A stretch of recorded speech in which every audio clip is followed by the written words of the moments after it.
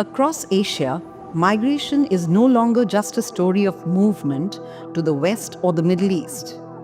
Countries like Singapore, Malaysia, Hong Kong, Japan, and Korea depend increasingly on foreign workers. With falling populations and rising demand for care, services, and labor, migrants carry the future of these economies.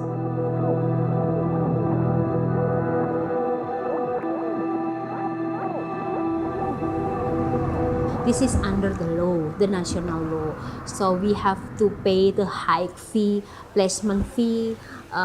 Most of us, we already doing a research also that all of the Indonesian migrant workers who are working abroad, we have to deduct our salary when we are working abroad.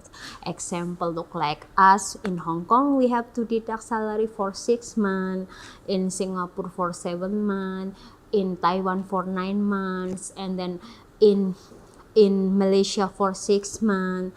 Every single country, including when we go to Japan or Korea, we have to prepare around 100 million rupiah. If you want a job, so you have to pay.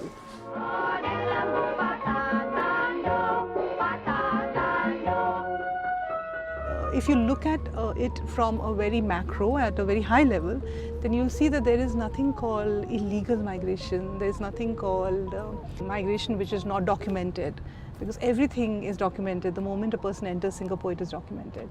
But the legality of it is from the point of view of whom you're looking at it. So if you're looking at it from the point of view of the migrant, then it is not as a black and white of legal, illegal migration, forced migration or unforced migration.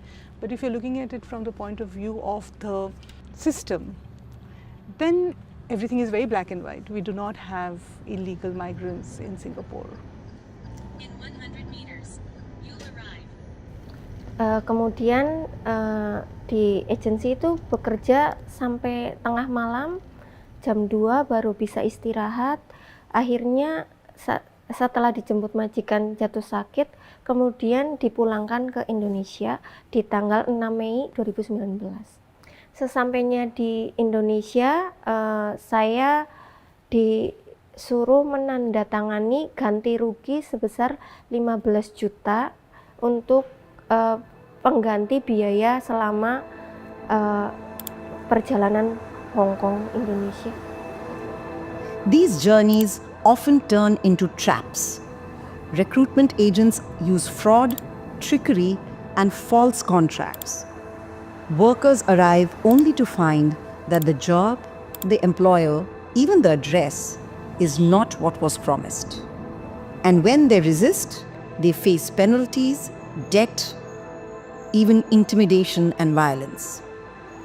I often give the example that there are people who intended to do sex work in Singapore, but then when they come here, they realize the terms of the sex work was not what they agreed to, right? So for example, Thai women, for example, had this arrangement where the first 20 clients, they give all the earnings to their boss, right? And then after the 20th client, they start earning, they pocket everything, 100% for themselves. So it's like they clear the debt first, then they start earning for themselves. And the problem is that some of these women get arrested before they even hit their 20th client, right? So, which means they would have earned absolutely nothing for themselves. And by many definitions, that is a form of exploitation and would border on human trafficking, I would argue.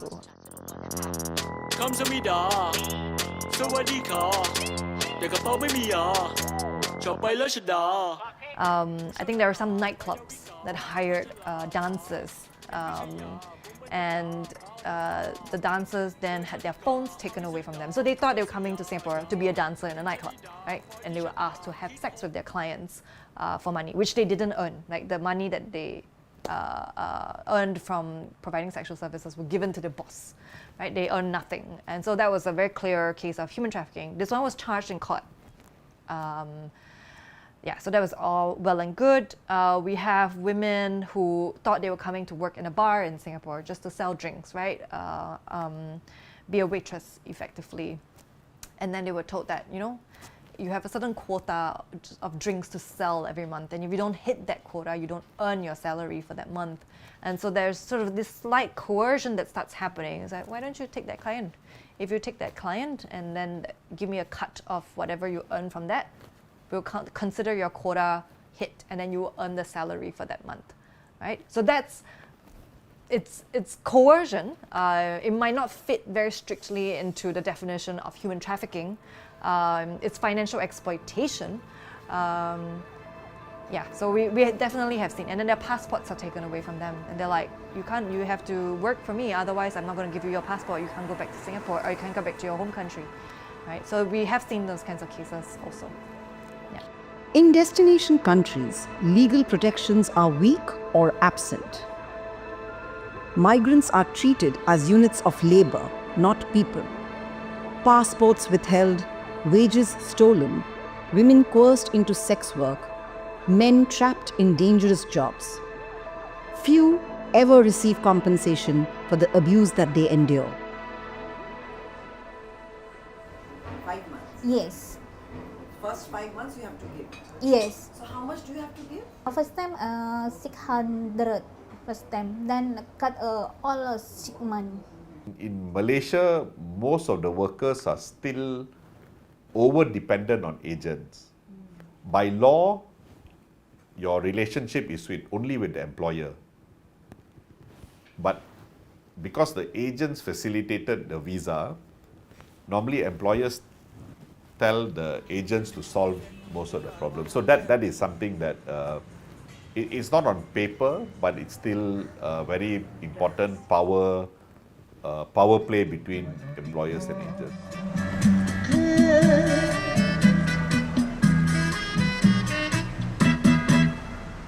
Some endure quietly because even a fraction of wages can feed their families back home. Others fight, but legal systems are slow, complex, and tilted against them. When survivors are repatriated, the traffickers remain free. Families live in fear. Justice rarely follows. So we did have some cases where some families have to be taken from that place that they stayed. Like for example, a Vietnamese case, when her case was revoked, before we sent her back to her place, the perpetrator was still there. So we had to actually place her in a different place.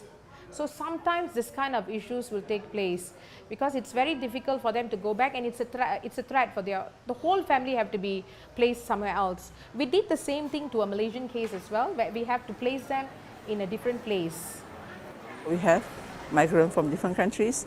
We also have refugees and asylum seekers community from different countries, including a traffic person. You know, we do have work with the local women in plantation sectors.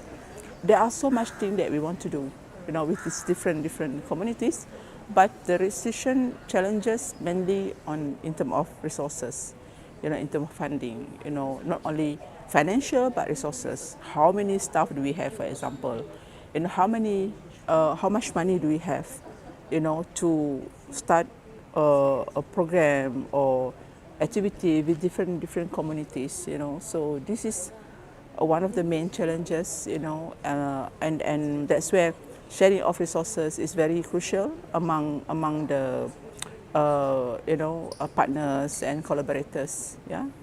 Yeah. So over the years, we have had to move, you know, from place to place in order to find a space that will take us, that will house, you know, these migrant workers who are in need. So we also have other operational costs because we give financial assistance and medical assistance to migrant workers who are in need. And as there are more than 1 million of them, we have a constant stream of workers coming to us who need such assistance. NGOs across the region fight daily for justice. They provide shelters, legal aid, and rescue, often with scarce resources.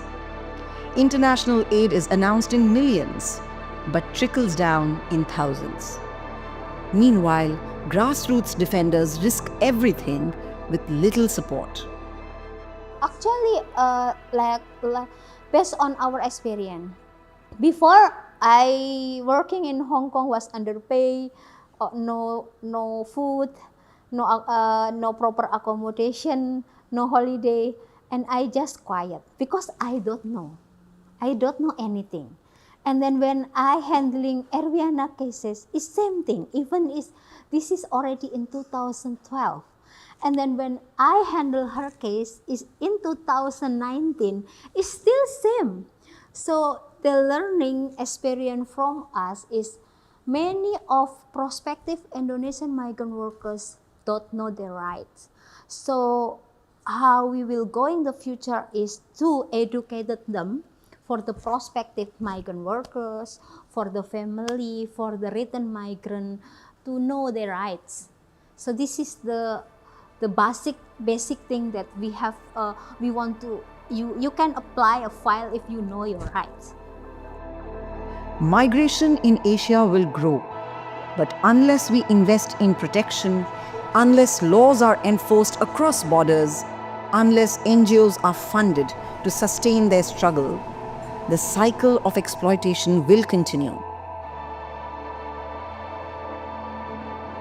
Migrants give their labor, their youth, their lives. The question is, will we give them justice?